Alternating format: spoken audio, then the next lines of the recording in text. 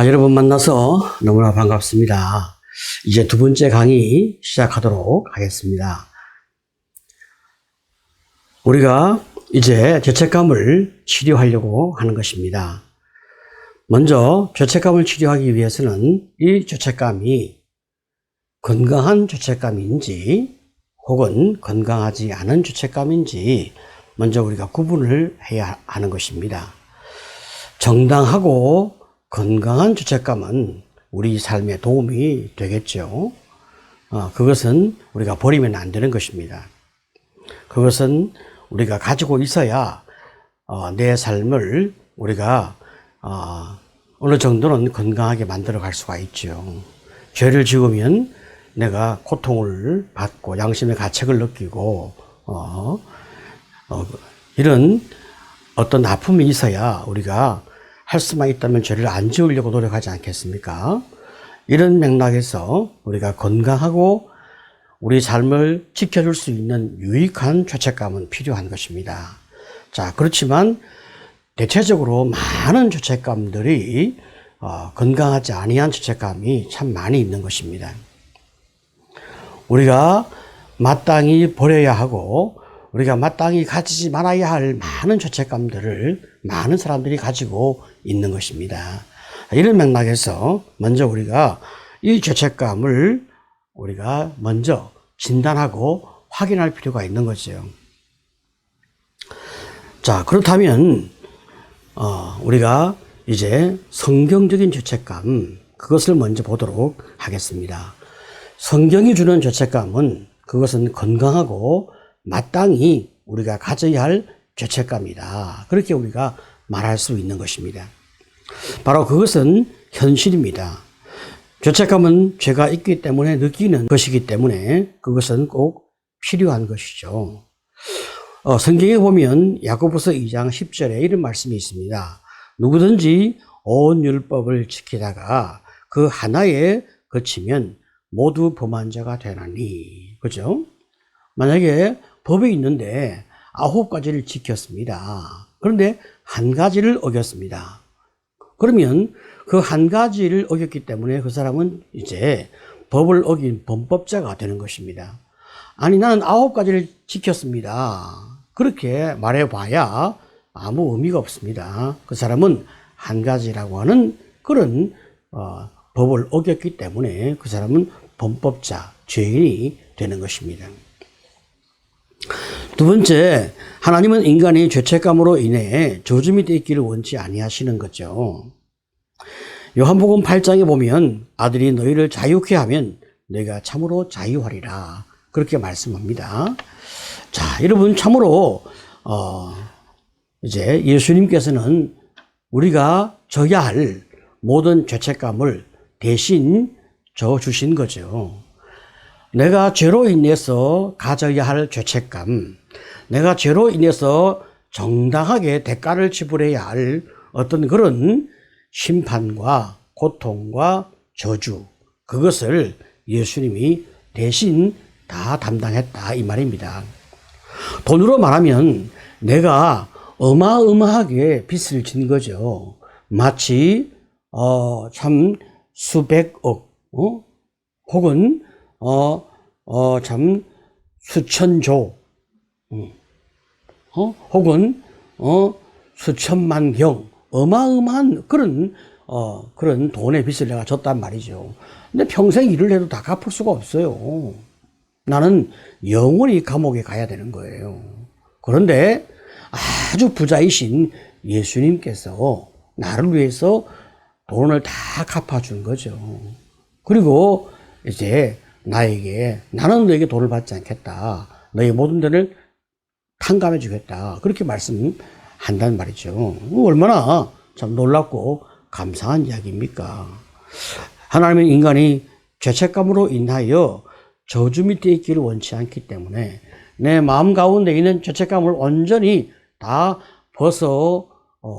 버릴 수 있도록 하기 위해서 실제적으로 그분이 대가를 지불하셨다, 이 말이죠. 자, 세 번째, 인간은 악으로 향하는 경향이 있고 선보다는 악을 깊이 생각하는 경향이 있다. 그렇죠? 예레미야 17장에 보게 되어지면 만물보다 거짓되고 심히 부패한 것은 인간의 마음이다 그랬습니다. 그런데 말이죠, 인간은 본질상 추구하는 것이 뭐냐? 죄와 악을 추구하는 그런 경향을 인간이 가지고 있는 거예요. 인간이 여러분 선을 좋아합니까? 악을 좋아합니까? 악을 좋아하는 거예요. 우리가 그것을 부인할 수 없는 거예요. 그래서 우리가 죄를 안 지으려고 해도 죄를 짓는 거예요. 자, 네 번째로 죄책감의 기준은 하나님의 법인 성경의 가르침이란 말이죠. 우리가 어떤 죄책감이 있을 때 그 죄책감이 정당한 것이냐 정당하지 않은 것이냐라고 말할 때 기준이 있단 말이죠. 그 기준은 뭐냐? 성경의 가르침이 기준이라 이 말이죠. 자, 그래서 이제 우리가 그 기준에 따라서 우리가 내가 정말로 죄인입니다. 그래서 내가 정당한 죄책감으로 말미암아 고통을 겪습니다. 이렇게 내가 내 문제를 인정하는 거죠. 그럴 때 하나님께서 내게 주시는 참 은혜 앞에 내가 내 문제를 인정하고 회개하고 용서를 구하고 또 주님 앞에서 참 내가 겸손히 엎드려짐으로 말미암아 하나님이 주시는 용서와 평안과 양심의 자유와 축복을 누리게 되어지죠. 그럴 때 죄를 짓고 싶은 충동이 점점점 약화되는 것입니다. 하지만 내가 참 이런 하나님의 법인 성경의 이 기준과 가르침을 내가 수용하지 아니하고 참 나는 죄책감을 나는 사실 갖고 싶지 않다. 나는 내 안에 이런 악의 기준이 없다. 이렇게 내가 말하게 되어지면 하나님이 나한테 너무나 억울하게 하신다. 이렇게 생각이 들지 않겠습니까? 자, 그럴 때 내가 내 안에 있는 이 죄책감을 더 많이 억압하게 되는 거죠. 그러면 분노, 반항, 두려움, 염려, 양심의 마비, 자신의 잘못을 인식하지 못함, 공격적인 행동 이런 것들이 나오게 되어지는 겁니다. 자, 그래서 우리는 잘못된 죄책감을 이제 찾아서 버리는 이제 방향으로 우리의 방향을 결정합니다. 행한 일의 정도에 맞지 아니하며 아무런 행동의 변화도 일으키지 못하는 죄책감이 잘못된 죄책감이다. 그렇게 말할 수가 있습니다. 끔찍한 범죄를 저지르고도 죄책감을 느끼지 않는 그런 죄책감. 참 내가 어마어마한 잘못을 했지만 나는 아무런 양심의 고통이 없다. 이런 사람이 있잖아요. 참 이런 죄책감은 잘못된 죄책감이죠. 사소한 잘못에도 엄청난 후회와 수치감을 또 느끼는 사람이 있습니다. 이것도 잘못된 죄책감이다. 그렇게 우리가 말할 수가 있습니다. 자, 우리가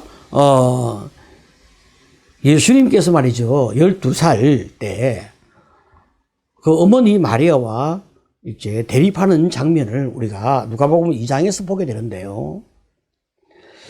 예수님께서 12살 때 성전에 올라갔습니다.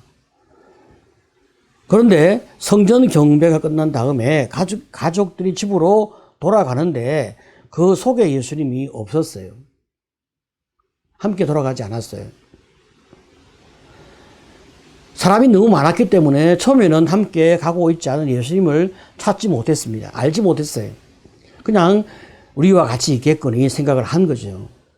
나중에 이제 확인해 보니까 소년 예수가 없잖아요.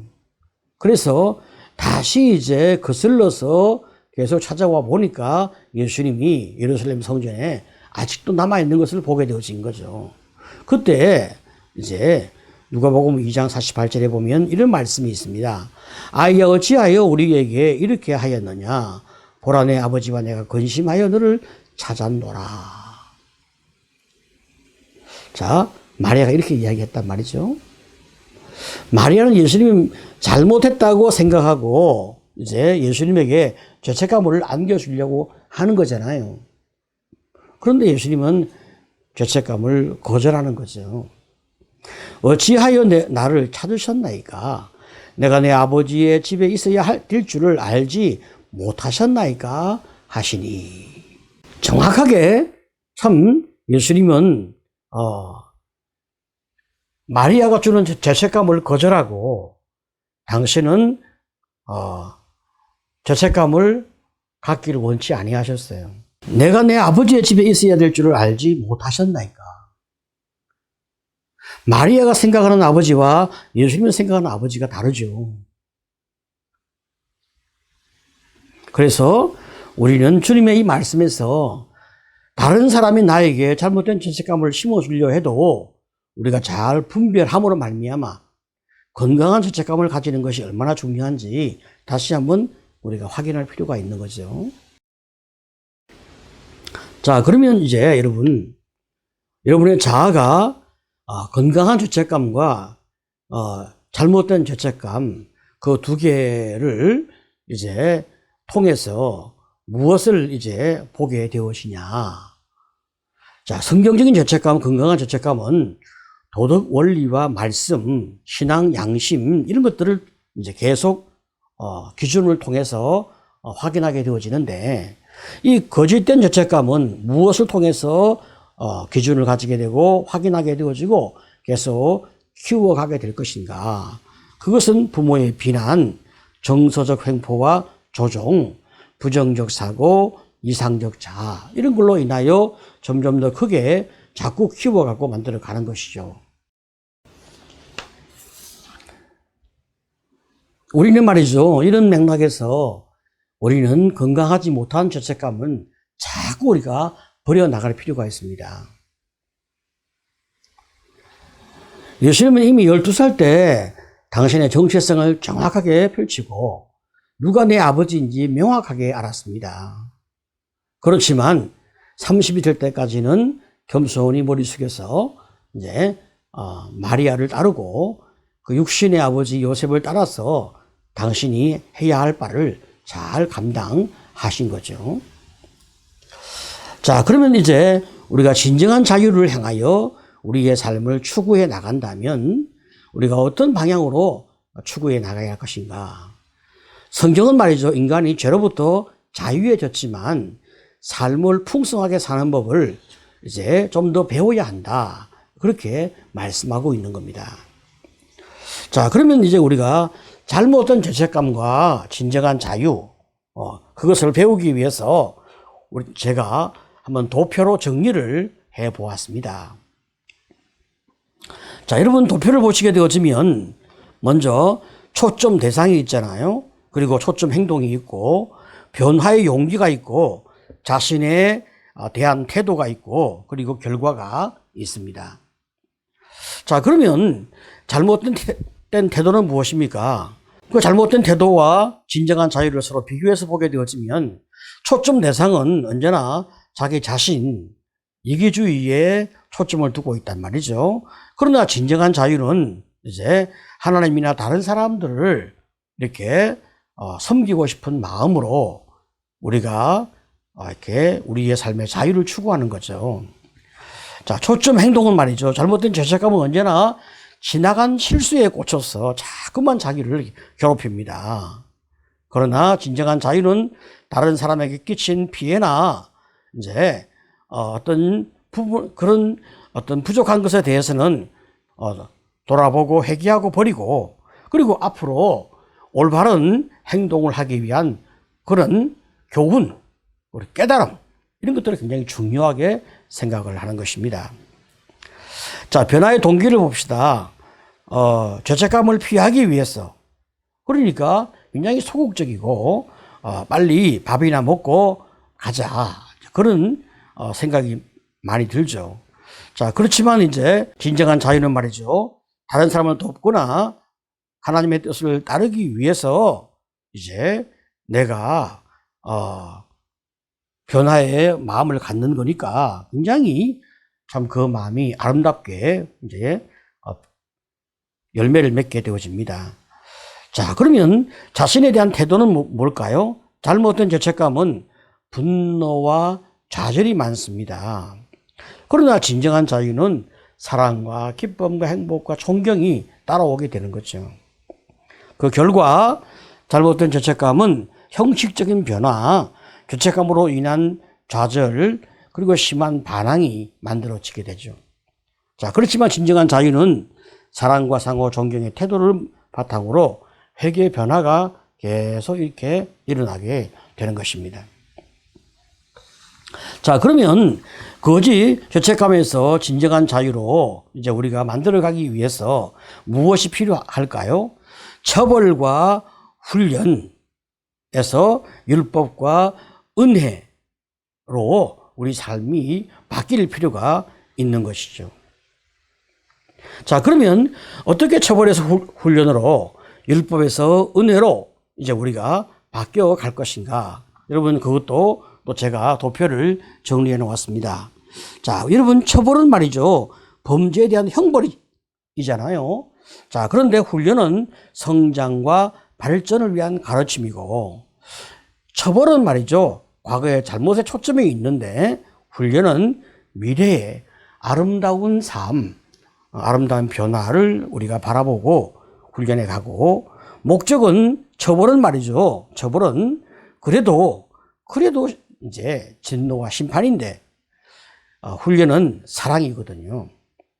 처벌은 정서 상태가 두려움과 제의식과 적의와 실수와 실패로 인한 부끄러움인데, 훈련은 안전과 평화를 안겨주게 되어지니까 얼마나 참 기쁘고 자신감이 풍성해지겠습니까? 자, 그러면 이제 율법에서 은혜로, 그죠? 자, 율법은 과거고 은혜는 현재와 미래입니다. 이게 참 중요한 초점이죠. 자, 그러면 이제 용서의 관점을 봅시다. 율법은 말이죠, 우리의 노력에 의해서 이제 얻어지는 거니까, 교회 출석이나 기도나 성경 읽기나 선행이나 우리의 노력에 의해서 용서가 주어지는 것이니까 참 진정한 행복과 기쁨이 따라올 수가 없습니다. 그러나 이제 하나님의 은혜는 예수 그리스도로 말미암아 주어지는 용서고 은혜죠. 그러니까 얼마나 감사한지 모릅니다. 하나님의 은혜와 용서 가슴에 탁 새겨지면 정말 그렇게 참 삶이 귀하고 고맙고 감사하고 또 자신감이 넘치는지 너무 참 감동이죠. 자, 그 다음에 여러분, 행위의 동기를 보게 되어지면 율법은 두려움인데 은혜는 사랑입니다. 힘의 근원을 보게 되어지면 율법은 끊임없는 우리의 노력인데 은혜는 성령의 은혜가 동반되어집니다. 그 결과 율법은 비난과 처벌이 따라오는데 사랑은 은혜와 구원이 따라오게 됩니다. 실패할 때 하나님께서는 말이죠, 재정적 손실이나 병이나 비극이나 무시를 주시는데, 여기서는 말이죠, 은혜 안에서 영원히 용서해 주시는 하나님의 축복이 있습니다. 자, 성공할 때 하나님께서는 율법에서는 기도 응답, 부흥, 건강, 더욱 사랑, 이런 것들을 주시는데, 은혜의 보좌에서는 하나님께서 주시는 상급과 또 더 큰 많은 은혜가 또 있게 되어집니다. 자, 그래서 이제 우리가 우리 삶 속에서 자유를 선언하는 거죠. 그 자유가 어떤 선언이겠습니까? 하나님은 인간의 그 죄와 그 실수와 허물을 볼 때 이제 기본적으로 용서하시는 마음을 가지고 있다는 것입니다. 그런데 우리가 이제 우리의 부족을 고백하고 거기에서 은혜를 구할 때 하나님은 완전히 우리의 실수, 우리의 허물, 우리의 죄, 우리의 부족에서 우리가 해방되었다는 확신과 안도감을 주시는 것입니다. 여러분, 거기 제가 도표에 성경 구절을 써놨잖아요. 요한복음 20장 21절로 23절. 너희에게 평강이 있을지어다. 아버지께서 나를 보내신 것 같이 나도 너희를 보내노라. 이 말씀을 하시고 저희를 향하사 수물을 내쉬며 가라사대 성령을 받으라. 너희가 네 죄든지 사하면 사하여질 것이요 네 죄든지 그대로 두면 그대로 있으리라 하시니라. 아멘. 자, 여러분, 여기까지가 이제 여러분과 제가 두 번째 강의를 함께 공부하게 되는 것입니다. 죄책감은 참 우리에게 또 많은 깨우침을 안겨주고 있습니다.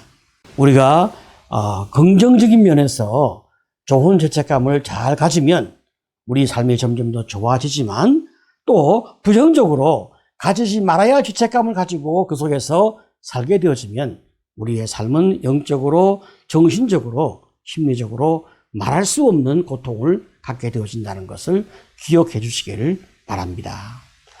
너무나 수고 많으셨습니다. 두 번째 강의 마치고 잠시 쉬었다가 세 번째 강의를 듣도록 하겠습니다. 감사합니다.